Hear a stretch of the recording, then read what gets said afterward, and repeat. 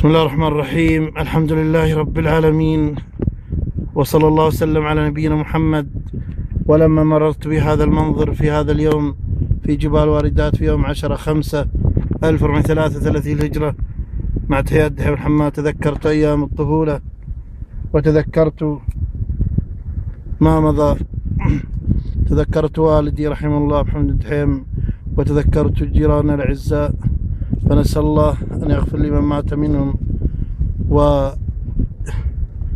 عمر من كان منهم على قيد الحياة. ونحمد الله ونشكره على نعمة الغيث، فقد نزلت أمطار في هذه الجبال بالأمس. مع تحيات دحيم الحماد، نسأل الله أن يحفظنا ويحفظ بلادنا المملكة العربية السعودية، ويحفظ ولاة أمورنا، ويحفظ جميع المسلمين.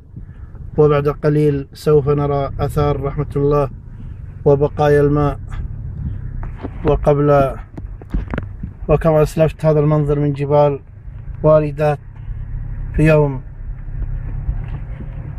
يوم 10/5/1433 الهجرة،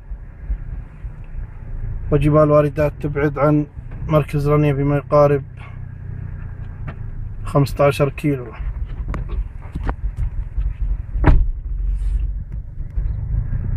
وريثما نصل الماء فنبقى مع هذه التلاوة بصوت الفقير إلى الله دحيم بن محمد الحماد، ضيفنا لهذا اليوم، ضيف الشرف الأخ أبو عبد العزيز.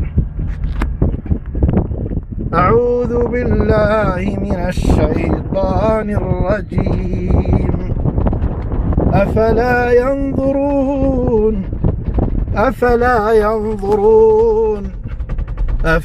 ينظرون إلى الإبل كيف خلقت، وإلى السماء كيف رفعت، وإلى الجبال كيف نصبت، وإلى الأرض كيف سطحت. فذكر إنما أنت مذكر، لست عليهم بمسيطر، إلا من تولى وكفر فيعذبه الله العذاب الأكبر. إن إلينا إيابهم ثم إن علينا حسابهم. وهذا المنظر كما أسلفت من جبال واردات برنيه. نسأل الله يغيث هذه الديار ويغيث بلاد المسلمين، وأسأل عز وجل أن يديم علينا نعمة الأمن والإيمان والصحة والأبدان، وأسأل عز وجل أن يغفر لنا ولوالدينا ولجميع المسلمين. وهذه من آثار رحمة الله عز وجل. الحمد لله على نعمة الغيث، الحمد لله على نعمه الكثيرة، الحمد لله. اللهم عافنا في أبداننا، وعافنا في أسماعنا، وعافنا في أبصارنا. اللهم احفظنا قائمين، واحفظنا قاعدين، واحفظنا راقدين. اللهم يا حي قيوم يا ذا الجلال والإكرام. اللهم يا حي قيوم. اللهم اغث هذه الديار بالأمطار، واغث قلوبنا بالإيمان. الحمد لله على هذه النعم الكثيرة، الحمد لله على نعمة الغيث، الحمد لله على هذه النعم التي تترى.